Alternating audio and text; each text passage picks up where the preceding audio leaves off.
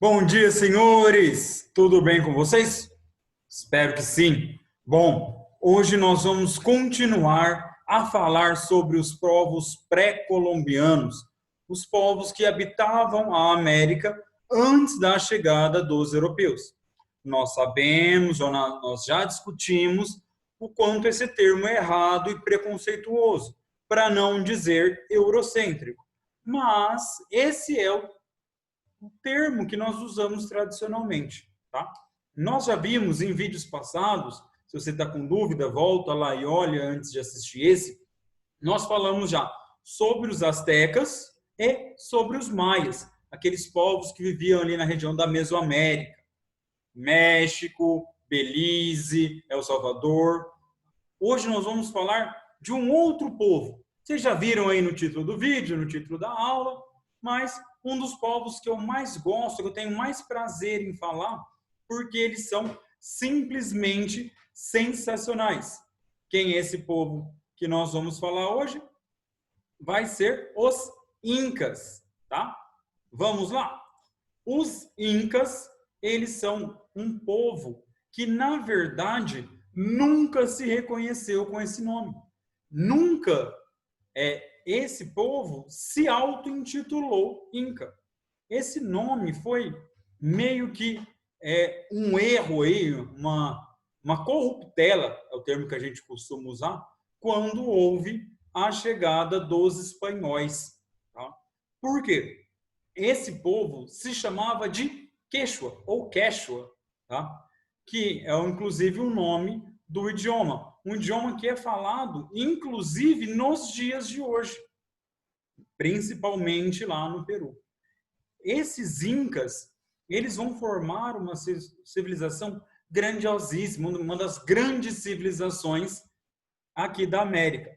Um povo extremamente rico em cultura, rico em hábitos, rico em adereços, em produção material, um dos povos mais sensacionais aí que nós podemos trabalhar. Por isso, aí vou me apaixonar tanto por eles. Vão ser um império que vai contar com mais de 10 milhões de habitantes, tá? Mais de 4 mil quilômetros de extensão de território, mais de 40 mil quilômetros de estradas para ligar tudo isso, mais de 30 idiomas diferentes. Por quê? Conforme os incas iam conquistando territórios, eles anexavam populações e autorizavam com que eles mantivessem sua cultura e seus idiomas. Tá? É um império que foi tristemente destruído pelos espanhóis, ainda em seu momento de auge. O Império Inca mesmo, na verdade o Império Quechua, mas vamos tratar de Inca, que foi como ficou conhecido, tinha pouco mais de 100 anos e já tinha conseguido tudo isso. Na verdade, essas regiões já haviam sendo habitadas desde 4000 a.C. Mas esse império, nessa conformação, existia há pouco mais de 100 anos antes da chegada dos espanhóis. Tá? Eles vão começar aí seu processo de unificação a alguma coisa próxima de 1400, do ano de 1400. Tá? Então, é um império maravilhoso, riquíssimo.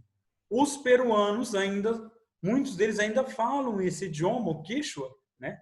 E aí se sentem como herdeiros dessa tradição, desse povo. Tá? Então, vamos lá. Vamos falar um pouquinho, então, sobre eles. Olha aqui, essa região marcada aqui é a extensão do Império. Pega onde? Peru, Bolívia, um pouquinho do norte, da Argentina e do Chile. Então, toda essa costa andina. O que eu quero falar com costa andina? Repara, se você já tem esse conhecimento em geografia, é aqui que está a Cordilheira dos Andes. Então, é próximo à cordilheira, ou no topo da Cordilheira dos Andes, que eles vão habitar. Isso, por si só, já traz um monte de dificuldades, vocês podem imaginar. Habitar na altitude demanda muita engenharia, demanda muito conhecimento, demanda muito esforço, e os nossos amigos, os incas, eles vão conseguir fazer isso de maneira extremamente eficaz. Tá? Então, sabemos aonde eles viviam e o império ele era governado pelo Sapa Inca. O Sapa Inca ele era o imperador. Esse imperador ele era considerado uma figura divina. Inclusive, grande parte da população acreditava a ele poderes mágicos, como se ele fosse capaz de fazer o sol nascer. Tá? O Sapa Inca, é daí que a gente entende por que a gente vai chamar de esse povo de Inca.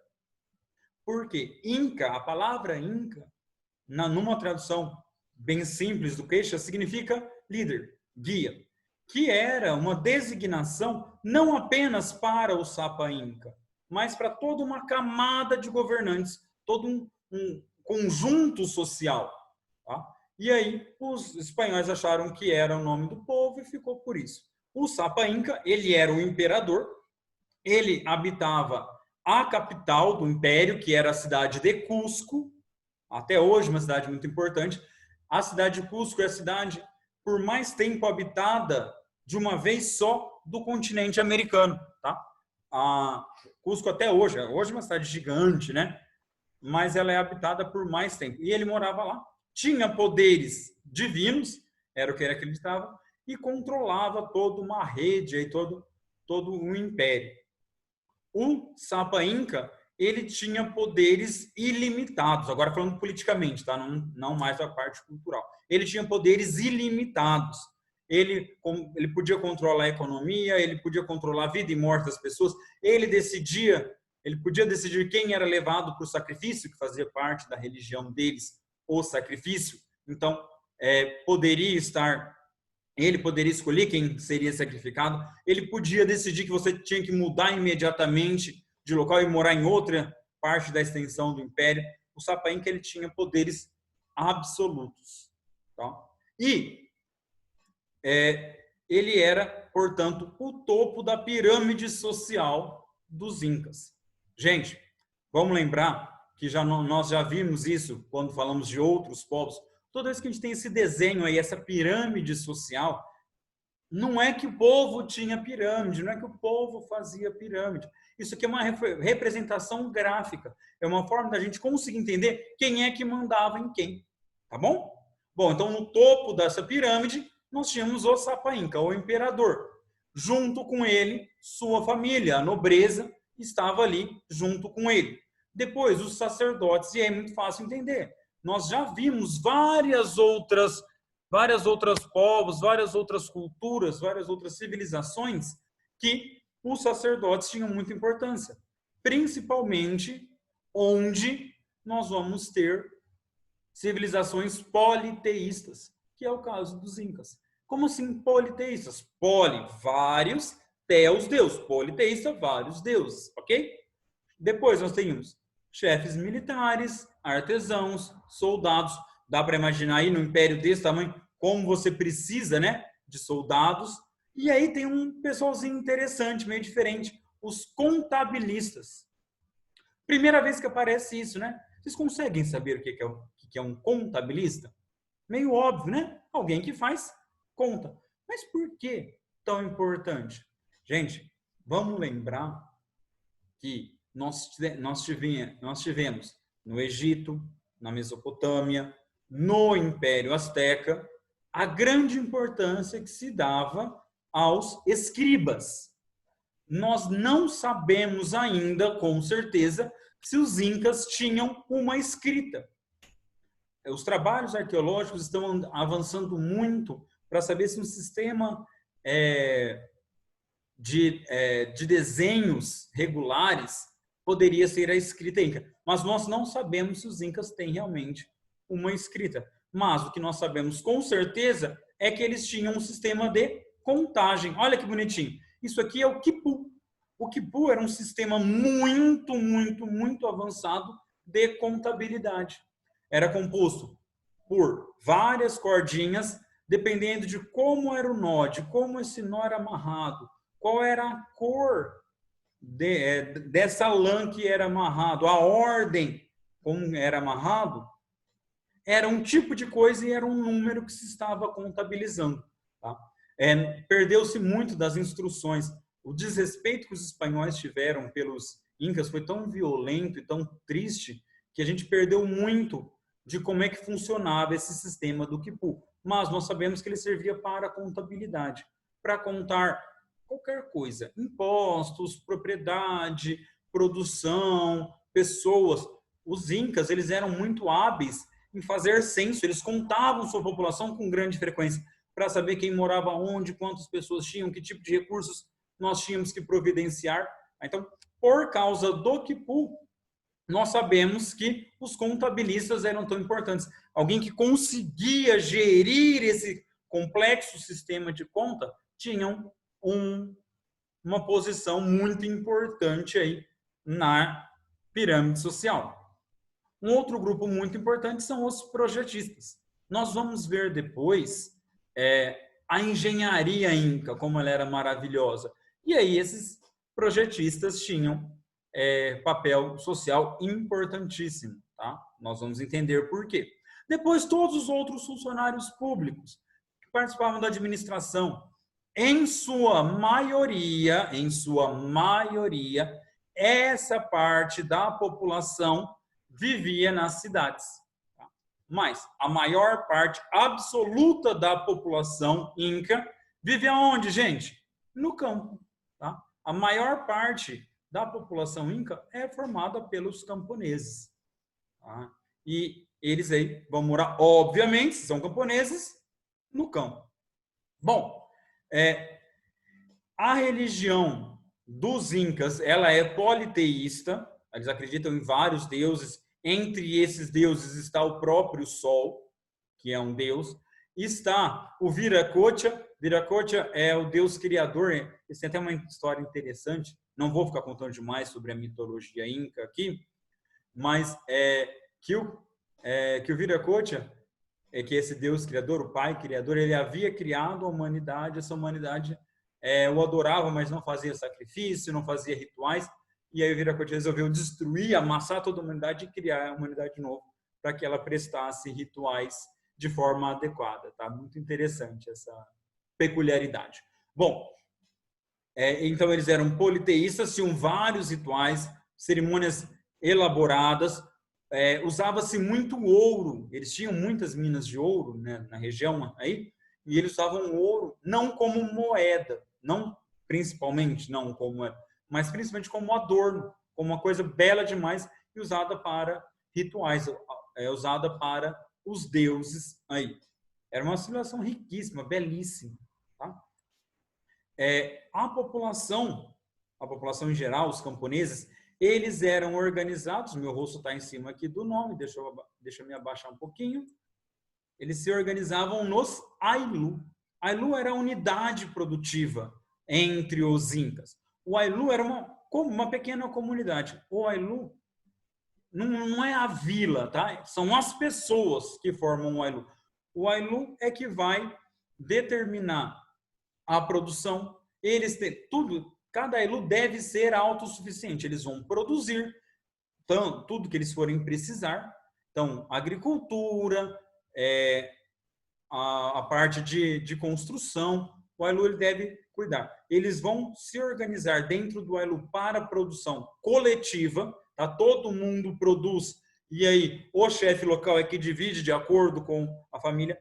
O tamanho da terra que cada família vai produzir é proporcional ao tamanho da família. Então, se sua família é grande, você tem uma responsabilidade maior. Se sua família é menor, sua responsabilidade é menor. Todo mundo tem acesso à alimentação e às produções. Fica claro, portanto, que a base econômica entre os incas é a agricultura e o pastoreio. Pastoreio principalmente da alpaca e da lhama, mas eu falo delas já. Tá? E dentro do Ailu, em que a produção vai ser organizada, uma parte dessa produção do Ailu vai ser destinada a pagar impostos ao Sapa Inca. Tá? Vai ser levado para o Sapa Inca para que possa sustentar aqueles isentos do imposto. Aquela parte coloridinha da pirâmide, eles não pagam impostos. Né? Então, eles têm que ser sustentados pelos Ailu, pelas comunidades rurais. O Ailu, ele vai produzir os morais. Que são isso? Olha que massa! Como eles vivem em região montanhosa, portanto um relevo muito irregular, você não consegue plantar na encosta da montanha, cai, né? Então o que eles fazem? Essas curvas de níveis. Eles vão recortando a montanha para poder plantar nesses morais, para plantar nesses degraus. Você amplia a quantidade de terra agricultável. Você não precisa plantar apenas no vale, montanha para cá, montanha para cá, montanha para cá. Você vai plantar só aqui no vale?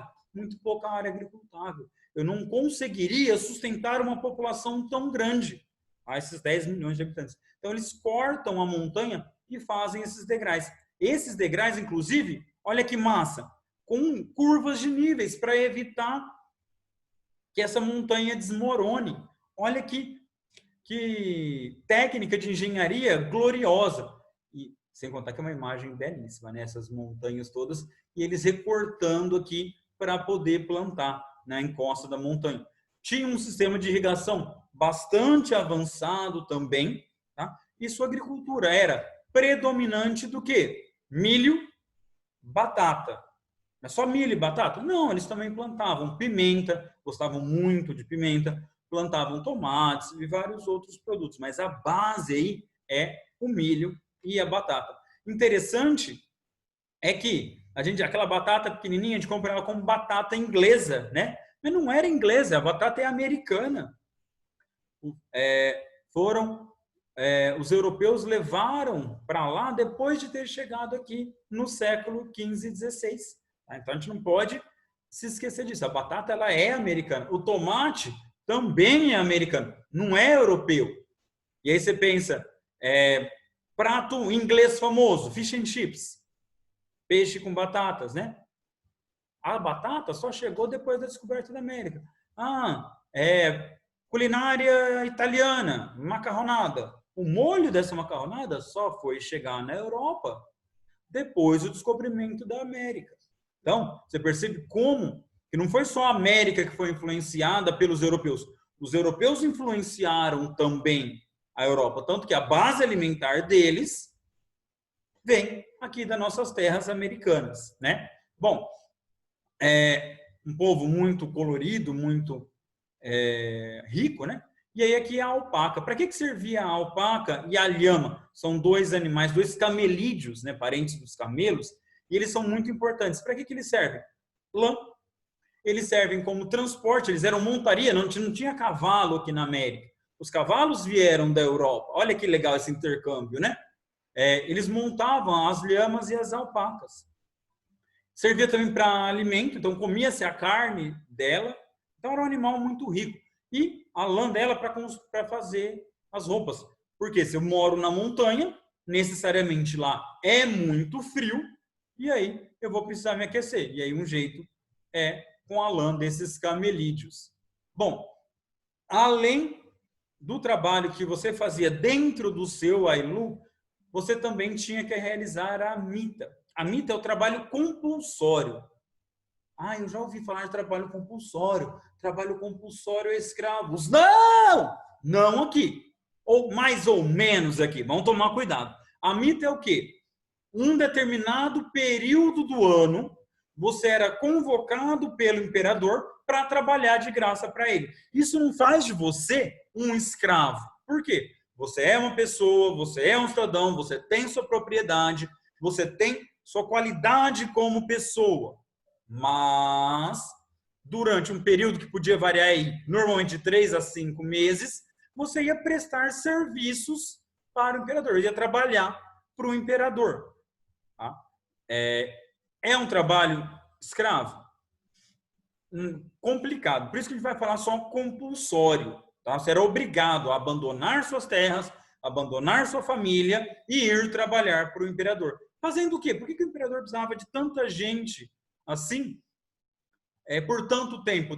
Pelo menos aí, 1/4 do ano, você ficava envolvido com o trabalho do imperador. O que você fazia para ele? Você fazia as construções de infraestrutura.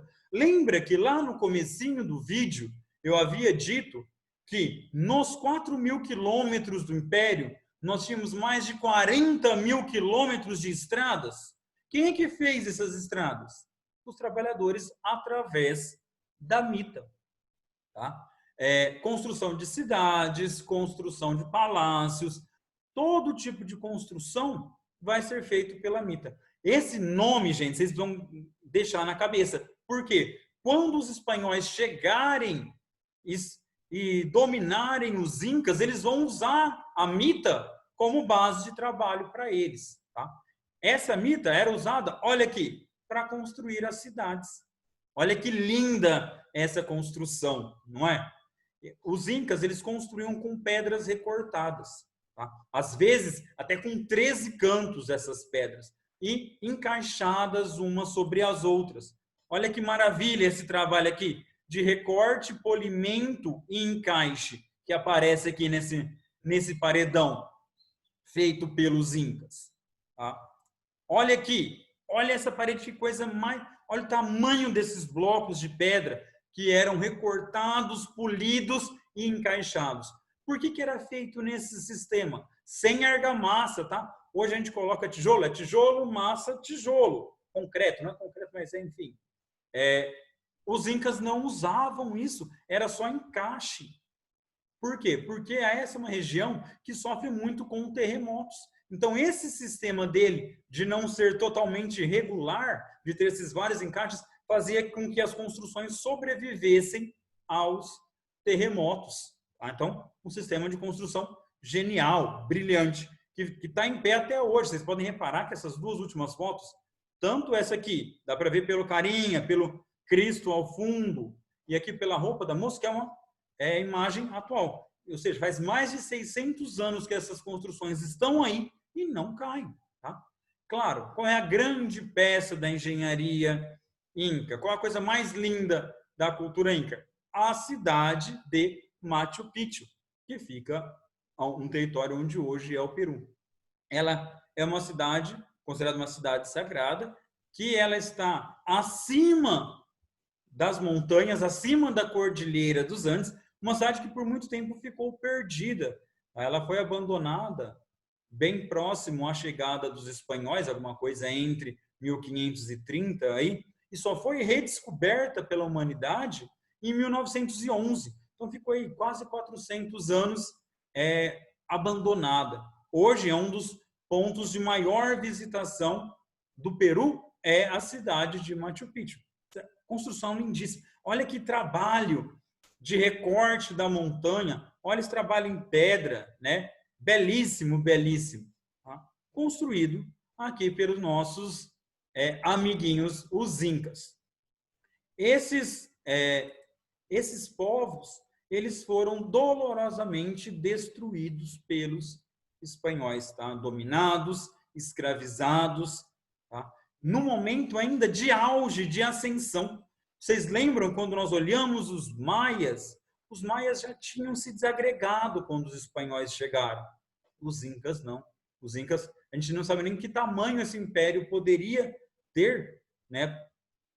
Se não tivesse ocorrido a chegada dos espanhóis e seu grande interesse por metais preciosos, que tinha demais na terra dos incas. Tá? Bom, mas isso é assunto para uma outra aula.